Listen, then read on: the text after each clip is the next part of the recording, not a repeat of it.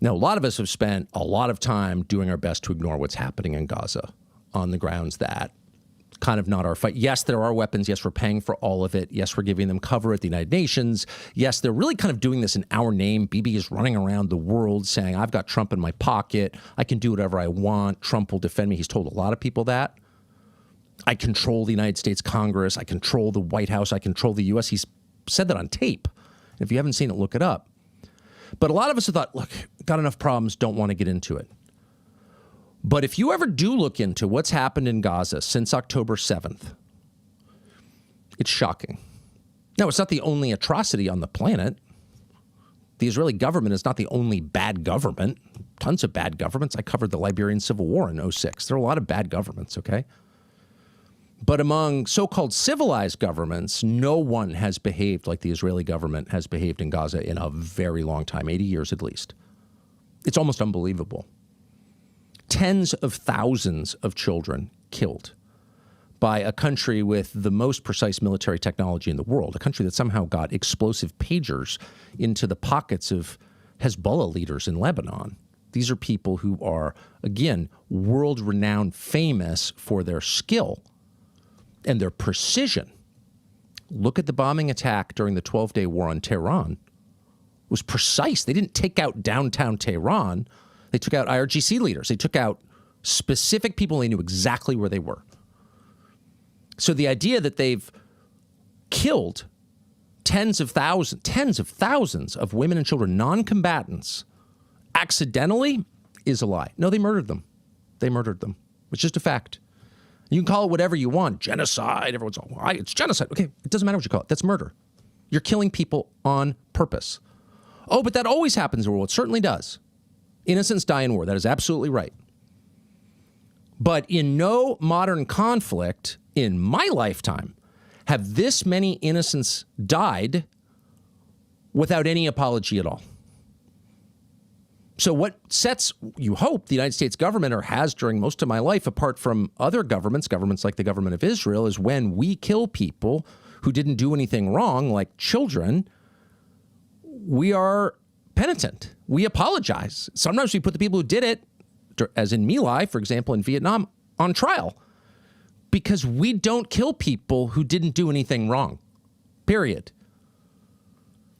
And yet, for over 2 years, Israel has murdered tens of thousands of children on purpose and then locked the doors of Gaza, shot dozens and dozens and dozens of journalists so no one can film what's happening, and just leveled the place so they can move the people out and take it. What's the justification for that? What's the excuse? Well, of course, there isn't one. Again, Israel's not the only country that's behaved that way in history, far from it. But no modern country has behaved that way in my lifetime. And so the other day we thought, for the first time, we would go see what this looks like. And so there is, maybe this is one of the reasons they hate Qatar, the government of Qatar has taken in about 2,000 refugees from Gaza. They actually can't get any more because Israel won't let them out. But there was a period at the beginning of the bombing campaign in Gaza where some people did get out. And the government of Qatar said, okay, we'll take them, these Palestinians from Gaza, and we will treat their injuries, especially the children. We'll take the kids. So they live in a compound in Doha, and we went over there just to see it in between other things that we were doing. People we were talking to, people we were interviewing, and just thought we should go see that. So we didn't bring like a regular camera. Our cameraman, Kyle, who's really talented, had his iPhone because we didn't want to, stick a camera in people's faces and like exploit the suffering of others to make a point. We were not even planning on putting this on the air. But it was so distressing. It was so shocking to see children, many of them orphaned without any family at all. All their siblings have been killed. No parents have been killed, or their parents are stuck in Gaza and the Israelis won't let them out. Kids with no limbs, many with mangled faces. A child with a mangled face? But there were 4 of us, okay? Me, my business partner, who I've known my whole life, and 2 producers who we've worked with for many, many years. And these are guys who've really been around, like, everywhere and seen other wars and seen a lot of injuries and, kind of hard to rattle. And by the time we get out of there, it was just 4 middle-aged men staring at the floor trying not to cry. Here's part of what it looked like.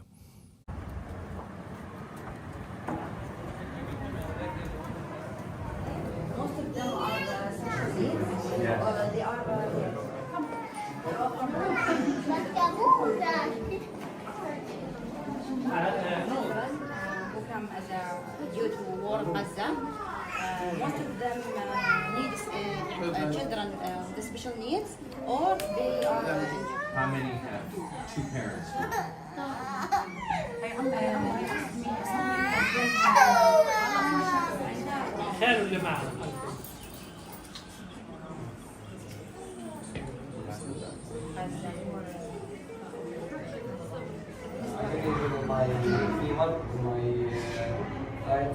and also my niece. My friends, I was 15 years old. My friends were like the same age. أنا من الأول يا دكتور إبراهيم. أنا ما بديش حاجة.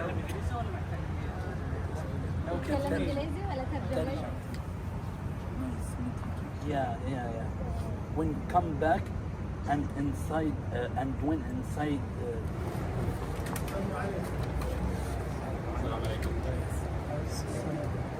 You're a journalist? نعم. برد.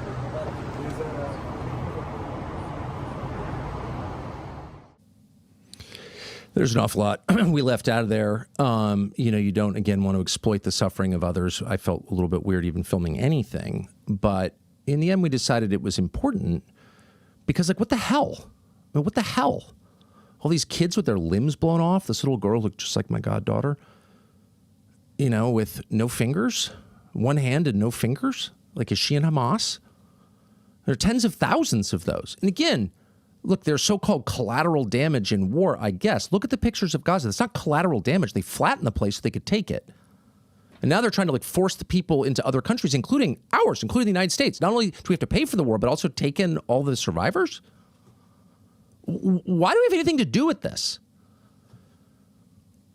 But what's most shocking to me is that no one seems bothered by it. None of the people who support Israel seem bothered by it at all. And that's the real threat. It's not just the crime, children whose faces are mangled by U.S. munitions, because why? The real crime is the way that the supporters of this atrocity are justifying it. Not simply to the world, but to themselves. They're justifying it by saying out loud, well, they're all Hamas because they're all in Gaza. And yeah, they're kids, but if we let them grow up, they'd become Hamas too. What they're describing is the concept of blood guilt and the collective punishment and reward that naturally flows from that belief. And the belief is God favors some, but not others. And that is the enemy of Western civilization. That is the opposite of what Christians believe. Christians believe that every person was created as an individual by God. That's why anti-Semitism is wrong. That's why Gaza is wrong. Every person is created as an individual and must be judged as an individual. We don't like what you do. We can't blow the fingers off your daughter. That's not allowed. But they think it is allowed. They're celebrating it. And in the United States, we're allowing that attitude, which is the attitude behind affirmative action, DEI, all of this, that people should be punished on the basis of how they were born or rewarded on the basis of how they were born. We are celebrating those attitudes. And never more clear than in the case of Gaza. So there's a member of Congress, a new member of Congress called Randy Fine from Florida, who is a passionate Zionist, fine. But Randy Fine sent out a tweet that I want to put on the screen that I've kind of never gotten over. Somebody tweeted Randy Fine a picture of a child, a baby in the rubble in Gaza and said, how can you live with yourself? How do you sleep? Quote, quite well, actually. Thanks for the pic, exclamation point. This is a sitting Republican member of Congress. That's fine with me. Thanks for the pic, exclamation. As you're looking at a dead child? When that came out, I called the Speaker of the House, Mike Johnson. I said, well, this is the Republican Party. How can you allow this? How can you allow a member of Congress, a Republican, you're his overseer, you're the Speaker, you're in charge of all the House Republicans. This is the Republican Party? Where we laugh at a picture of a dead baby because Randy Fine thinks that child is infected with unholy blood or she's not human, she's Amalek or something? What are we doing? This is insane. Support Israel, great. If you're laughing at pictures of dead babies, oh, well, we're commanded to support Israel. If this is what it means to support Israel, a lot of us are out. If the United States is going to have a close relationship with Israel, if they're going to be our closest ally or important ally or even our friend, tell me why that's good. Stop yelling at me. And whatever you do, do not celebrate the murder of children, because that reveals you as the enemy of everything that's important to me and my country. And the main thing that's important is that we do not kill people who are innocent. Not simply because it's sad, but because it's an offense against our entire civilization, which is based on one idea.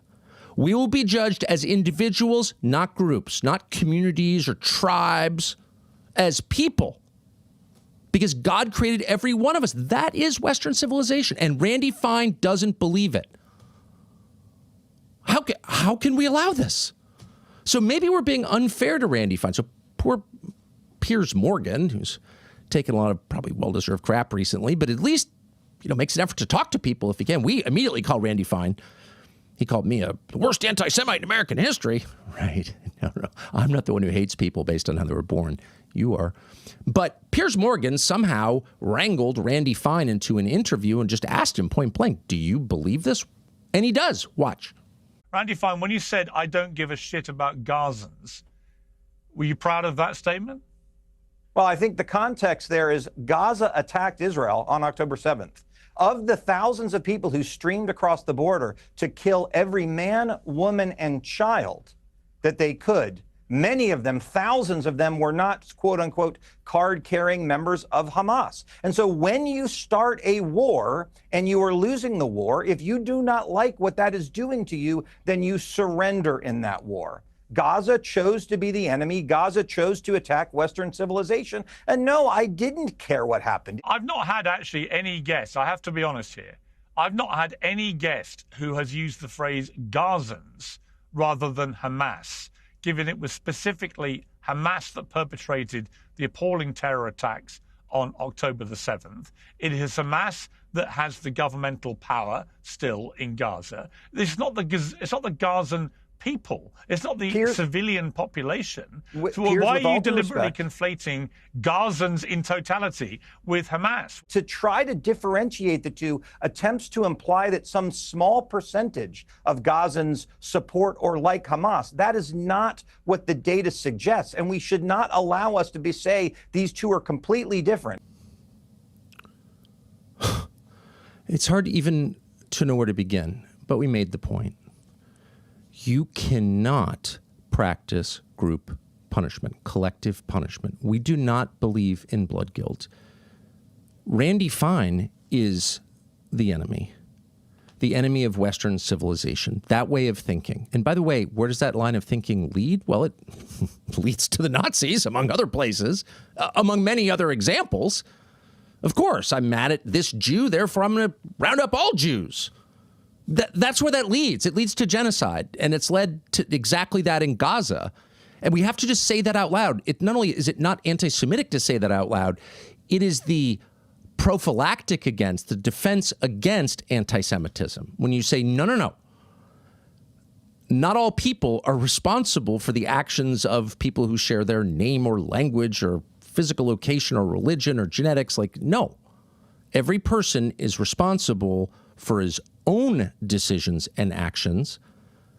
We do not murder the children of people we don't like. And when we're caught murdering the children of people we don't like, we hang our head in shame and we weep and we apologize and we ask for forgiveness. We do not go on Piers Morgan and brag about it.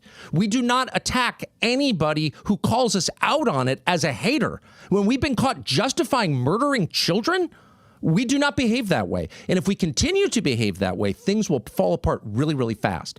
But unfortunately, we are behaving this way. And anyone who calls it out is treated as worse than the perpetrator of it. Oh, that's genocide. No, you're the criminal for saying that. Really? You want to live in a society that rewards the virtuous and punishes the criminals. You do not want to live in the opposite. And that's exactly where we're going really fast. So it's important to just say it out loud. Christmas season is here, and although it's a bit of a cliche, it really is important to keep Christ in Christmas. Should we focus on cookies and presents or on the reason we're doing this, which is Jesus? Obviously, the point is Jesus. That's the whole point. That's the only point. And all the decency and good cheer of this holiday comes from Jesus. The Hallow App's Pray 25 Challenge reminds us of that. It features Chris Pratt, Gwen Stefani, our friend Jonathan Rumi, and many others. This 25-day challenge guides you through Advent and helps you keep your focus on the true reason for the season, Jesus. Experience the nativity story where Jesus brought peace and calm to a world in chaos. And that's exactly what we need right now is peace and calm and still. And Jesus is the only one who brings it, period. Hallow is thousands of prayers and meditations and music to help you connect with God all through Christmas and after, including several Christmas original songs and albums. There's a whole world on Hallow. It's like unbelievable. It's changed our family's life. Check it out. You will not regret it. Get 3 months for free at hallow.com/Tucker to experience greater peace and stillness this Christmas. Thanks for watching our YouTube channel. We hope you'll subscribe to it. And by the way, you can hit the little bell on there and get notifications every time we produce a video. We hope you'll do that also.